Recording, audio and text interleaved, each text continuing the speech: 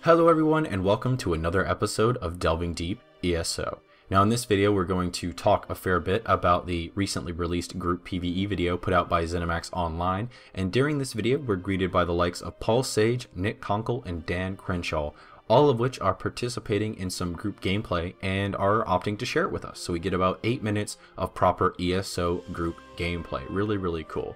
Now during this video we see two main encounter types, the first of which is a world boss against a large storm atronach of sorts, and the second, which is the more substantial part of the video, is against a dark anchor event.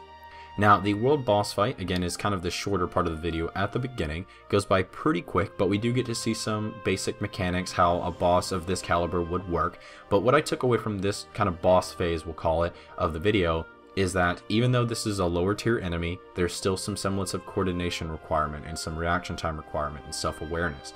We get to see the AoEs and the typical boss mechanics, but in general this just seems to be a little bit more upscaled, more polished than we're usually seeing in the lower end content.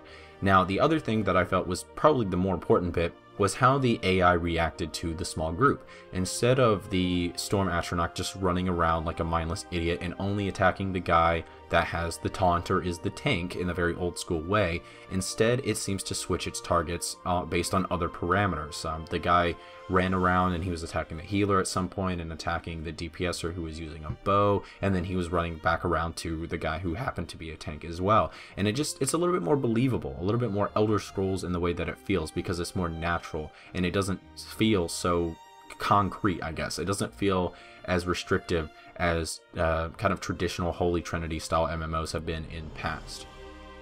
Now besides this look into how the AI works, I'm also pleasantly surprised and we'll say a little relieved to see that all three of these gentlemen are obviously still avid gamers and MMO players despite being game developers. Definitely raises my confidence a fair bit to see that the devs actually know how to play games, and in this case play their own game. Because a lot of times we'll see the developers, maybe they were gamers before and they're really passionate and they get into the development side and their schedules are so crazy or they're just so stressed, what have you, they don't play games anymore and they lose the ability to play. So what this says to me is that these guys are still in love with that side of the games industry, and as such it means they'll know what to look for. They have our shoes on, they are walking in our shoes as players, so they'll know what to look for and what to tweak and what's broken and what needs some changes. Very cool to see that. Again, raises my confidence level a whole bunch with this game. Now to wrap up the world boss portion of the video, pretty much what we've seen throughout was they're fighting the boss. We got lots of ability previews from both the three classes and the different weapons that were shown off during that, and just the basics of how a small group might accomplish something like a world boss in ESO. But let's get into the more substantial part, which is again the Dark Anchor. Now first and foremost, before we get into all the details about the Dark Anchor event, the most important thing I would even say is that these guys are legitimately having a good time and enjoying the game. This is the kind of gameplay footage that I've personally wanted to see for a long time. This is the kind of stuff that would convince me, and I would bet a ton of money, if I had any, that this kind of stuff would convince other people as well. Way better than any pre-rendered trailer or overly scripted press event or anything like that. Just three buddies sitting down, enjoying a video game, having a good ass time, having a giggle and a laugh and taking on a challenge. So bravo, good sirs, bravo to you. I tip of my non-existent hat to you all, because this is the kind of stuff that we should have been seeing. This is the stuff that would convince us that your game is worth playing, because it definitely left me with a pretty good impression. So onto the actual Dark Anchor mechanics and the different stuff going on there. It's a bit more chaotic than the previous little boss fight that we've seen, but that's kind of to be expected because these are the scalable Dark Anchor events, which are going to happen out in the world and quite literally are an opening from Molag Bal's realm, kind of peeking into Nirn, as it were, and letting all his baddies out to start the takeover.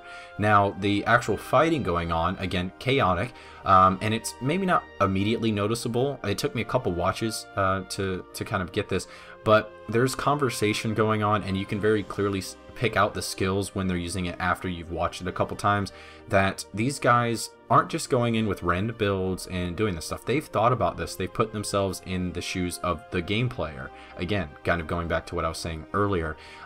They divulge on some of the tactics and builds, and we see, even though there's all these enemies and all this chaotic stuff going on, they're enjoying the game and they're tackling the challenge kind of a proper way. They're not just winging it.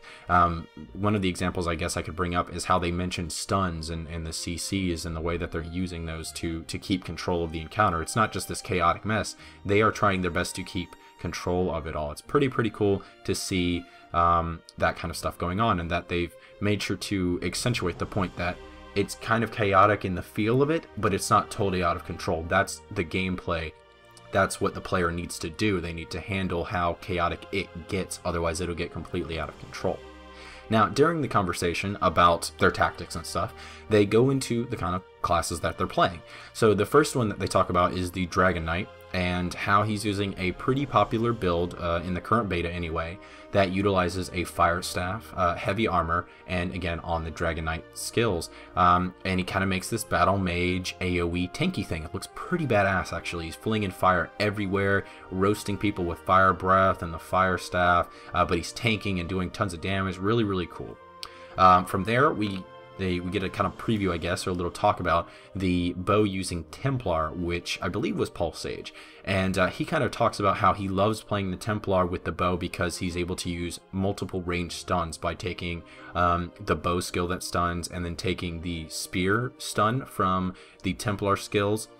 He's able to really just keep an opponent locked down and just wail on them with power attacks from the bow. Really cool.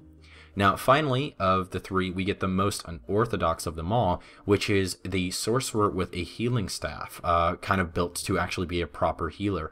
Now, the reason I say this is the most unorthodox of them is simply because, as we've seen, if you're up to date on kind of the skills that will be available, Templar is the only class that's going to have healing abilities in their tree naturally. The only other healing abilities in the game outside of Templar are the healing staff. But I like the way that they dissected this. They gave some legitimate reasoning behind why he would do this. He likes the way that the sorcerer can use abilities like Dark Exchange to provide more health and mana to himself. Thus, he's able to spam his healing staff skills a little bit more and have that mana available for things like lightning form, so that he can stay alive. So that he's taking advantage of the AI potentially attacking him, because the lightning form gives him some defense and stuff. So I like the way that they really divulged that thought process. That's, I would say, respectable, and it again puts some confidence in me that these guys actually know what they're doing when it comes to encounters and class balance. Now, by this time, by the end of the class discussion, as it were, we're sadly near the end of this little play session, with the guys finally fighting off, I guess it would be the boss of the Dark Anchor, which is this pretty huge Dread Harvester, kind of this large snake creature with a woman's body on it. And they finish off the last objective and close off the Dark Anchor, which, from my understanding, requires a number of different things, including the killing of enemies and having to close off these different crystals so that the boss will spawn and they can kill her off and what have you. Lots of cool stuff going on during the Dark Anchor event. They talk a bit about the mechanic of the Dread Harvester and how it requires some proper timing to keep these kind of fast-moving orbs from staying alive long enough to heal the Harvester, and it really just drives home this idea that the devs were stressing throughout the video, that there is some group coordination requirements even while outside of the instance content, like the world bosses and the Dark Anchors.